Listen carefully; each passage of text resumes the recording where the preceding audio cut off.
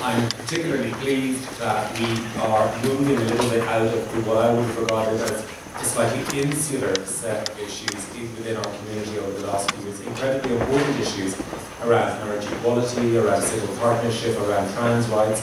But I remember back in the 80s when in fact we as LGB and beginning to include T people, when we were at the vanguard of the political and social movement in Ireland, and I feel that we've lost some of that impetus. So I'm really, really pleased that we are, looking at some of the macro issues, looking at ways in which we can contribute to those really important debates, and looking at how those debates can influence the way that we behave and react. For me, also, it's really lovely to be in a room like this with so many people that I recognise.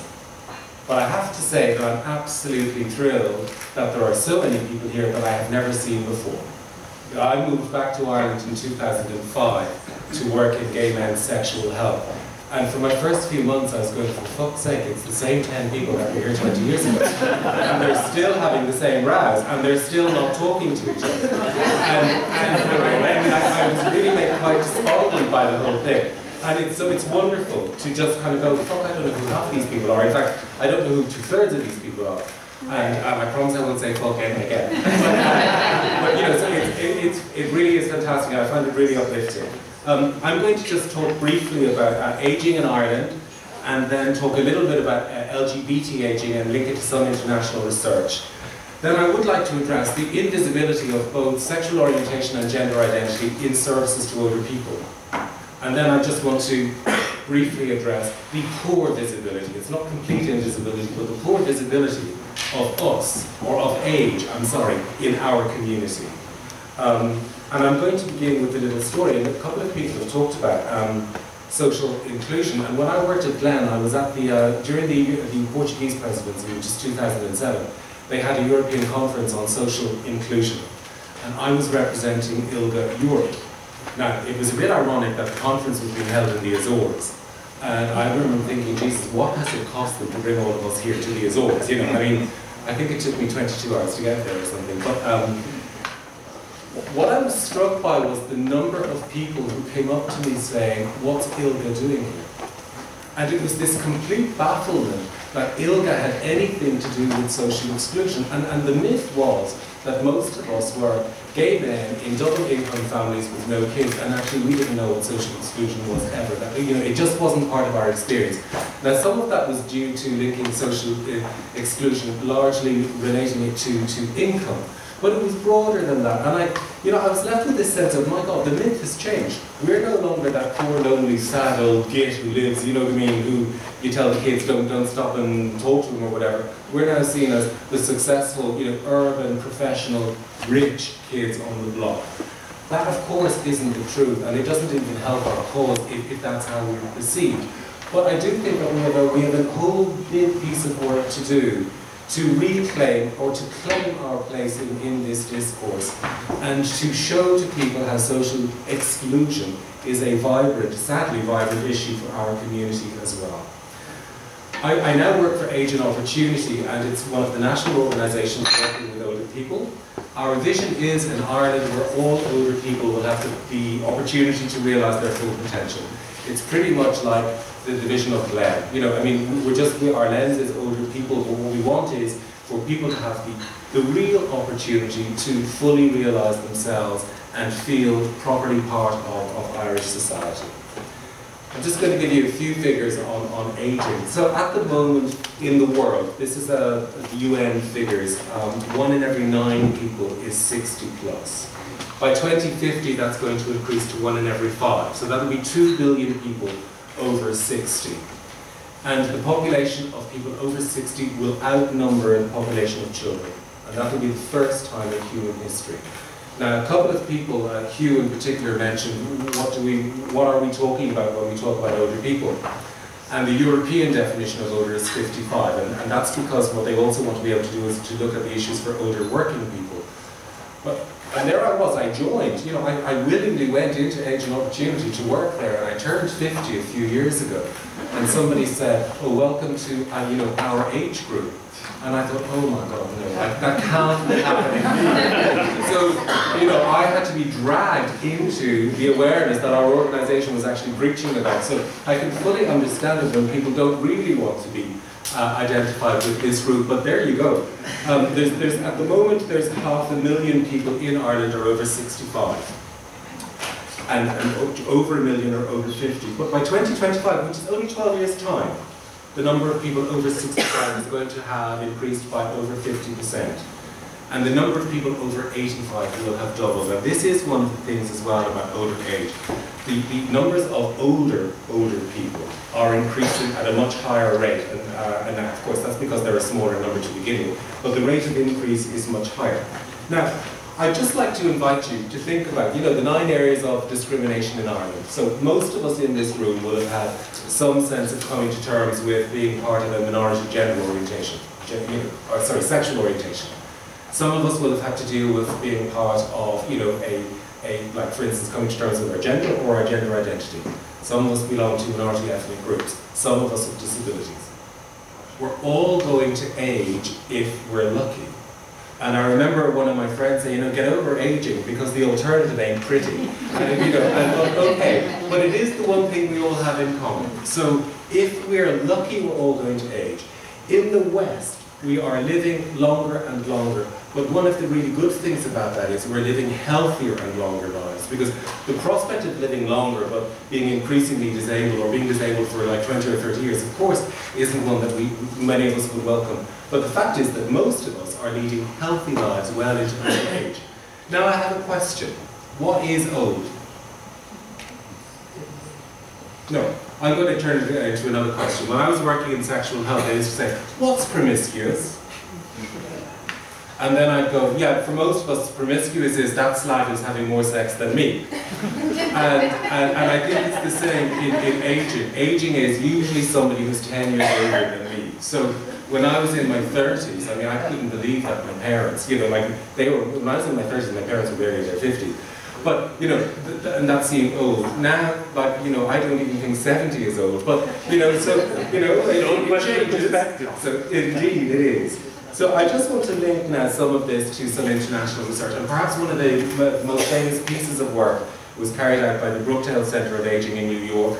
This is now in 1999. But it was a study which was commissioned by SAGE, which is Seniors Aging in a Gay Environment. And what they found was that 75% of older LGBT people were living alone. Now, I don't think they took into account the effect of HIV bereavement. And so in the 90s, a lot of particularly, gay men were probably, would have really, and I know it from my own experience, lots of my friends had suffered that kind of bereavement of the love of their lives and actually weren't interested in any other relationships. Then critically, 90% have no children, and then 80% age as single. Now, the implication of that is that the traditional family support structures aren't there for people in our community, so that therefore we generally have to rely more and more on social services. But the problem with that is a lot of us don't feel that those social services understand us sufficiently, and that for many of us, there's a sense of having to go back into the closet if we're going to partake or to take up services, and in particular, residential care. Now, I just want to read just a small quote from this study, which is from a 2002 conference called Opening Doors. It was organised by Age Concern in Britain. The lesbian, gay, and sorry, this was LGB, I'm sorry about this, but the lesbian, gay and bisexual community is guilty to a degree of creating generational barriers, from young people having no understanding of their community's history, to the absence of social alternatives to clubbing, and the almost total lack of representation of older people in the think media. However, responsibility for building intergenerational bridges was nonetheless acknowledged to be firmly with all age groups, and this quote I found fascinating. This is some younger people complaining about that bunch of old geezers in the pub who stay to themselves, and I know somebody else who runs a bar, and he changes the chairs at the bar. He removes them quite a lot because he's trying to prevent this kind of stasis. And I know what it's like. I go to Jurassic to read the paper, do the crossword, and I'm mildly pissed off if my seat is occupied by somebody else I've never seen before. And which perhaps sadly tells you why I go to Jurassic, but there you go. But there is something that this exclusion is a two-way process. It's not just younger people kind of going, those bloody old phobies, I don't have anything to do with them. But I think also this research also indicated, or I mean a number of the gay men said that they were made to feel predatory when they were out on the gay commercial scene. Now, I know what that's like, and I know what it's like from both angles. I've gone into bars all my life. I've been going to bars since I was 2. And you know, being a well-brought-up, nice young man, used to talk to anybody who spoke to me. And then half an hour later, when you say, well, actually, no, I'm not going home with you, I was just being friendly, getting told, you fucking idiot, you've been wasting my time, or something like that. So I do know what it's like, that sometimes, particularly in the gay men scene, we're under pressure, that a lot of our interaction is automatically deemed to be around having sex with each other rather than actually just chatting.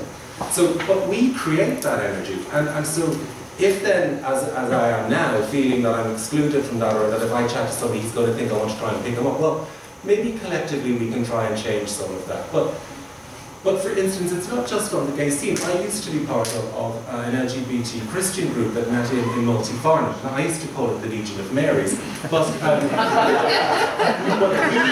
we had to bring in some group rules, which was about, you know, some of the older guys not actually spending their day trying to pick up some of the younger guys in that group, when in fact we were there to be exploring our spirituality. So, you know, I think it's something that's deeper, and it's perhaps one of those things we don't talk about enough. And all I can say from my experience is about gay men. So I don't know what it's like on the women's scene, and I don't know what it's like on the trans scene. But if, you know, as a kind of aging queer now, and I don't want to feel left out, well, I've got to engage in that discourse as well, but so do all of us, and we've got to recognise that places where we go out have their own self-imposed limitations, and maybe we should be trying to create other spaces where we can be with each other. Now I have one other story. In partnership with Glenn, we commissioned this study a few years ago, and we were finding it difficult, surprise, to get people to take part in the study. Now the age group was 55 plus. Anyway, I had the bright idea of going along to gays. You know, questionnaires in hand, little leaflets, postcards, whatever. At that stage I was 51 or 52, so I was just below the age group. So I figured, right, it'll be easy. I'll just look at people, look, I'll pick out guys who I think are at least 5 years older than me. The truth is, I didn't go up to anybody who I didn't think was at least 10 years older than me. And going up to men and women and saying, oh hi, you know, I'm from Age and Opportunity, I used to work at Glenn, we have this study. Nobody was in the slightest bit concerned about being identified as LGB or T. Well, they were all like gays for a start. The number of times people said to me, what's that got to do with me? Like, and I mean, you know, like 70-year-old queens, what's that got to do with me? I mean, the rebuff was astounding. It was a real learning for me. And it felt like we were actually looking at the taboo in our community, which is age. And people couldn't care less about being part of queer culture, but don't you dare suggest I'm getting older. So you know, that's a very real part of our life now, and we need to find ways of dealing with this. Now, do please pick up this document, because I'm not going to go through all of it. It's there for you to take away. The summary findings are extremely well written. It's very, very accessible. Here's just some of the key findings. So 46% of us live alone. Now the North American, the US study was that it was a much higher, it was I think 83%. 43% are single. That makes me feel better already. 31% feel lonelier as they age. 30% are parents, which I think is really interesting as well. And 26% had been or are married. And what is really lovely is that 79% report their quality of life as being good or very good. And I think we run the risk of missing out on the degree of resilience that we have in our community. And that, you know, of course there are issues, but there's this huge resilience and ability to cope with life. And in fact, in this study, it suggests that we as LGBT people cope with aging quite a lot better than people in the majority population. So there, you know, there is something to look forward to in that sense. Now, I do also just want to say a couple of things though about the study.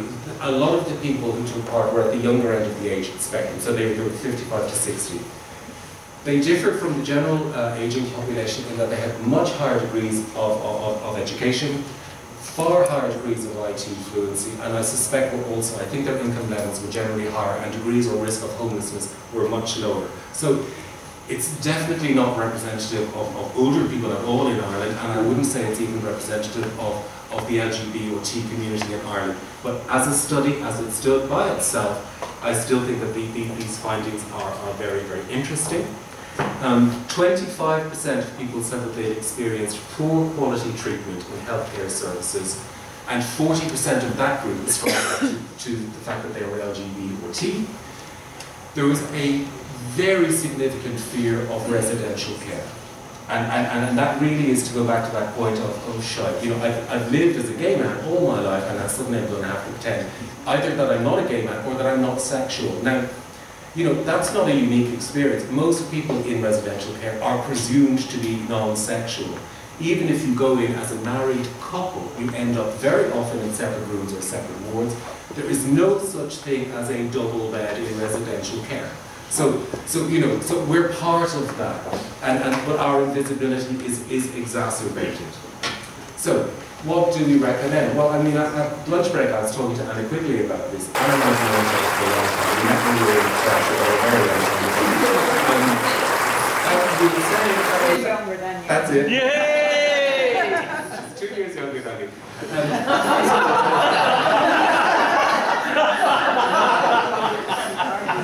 In fact, the issues have great commonality with many of the other groups that have been, you know, in this room. There's an issue for greater visibility. There's an issue for greater awareness of our needs. It's not rocket science. We need to educate service providers about the needs and the issues that affect older LGBT people. And then to quote Susie Byrne, again about it being a two-way thing, we need to go back into our communities as well and start talking about aging and age, because there is a degree to which that isn't being acknowledged, and we need to educate ourselves about this too. We can't expect just social workers and nurses to be, you know, all up there with all of the information if in fact we ourselves are living in denial of this. That's all I want to say. If you want any other information, the Age and Opportunity website is very easy to access, and you can just drop me an email. Thank you.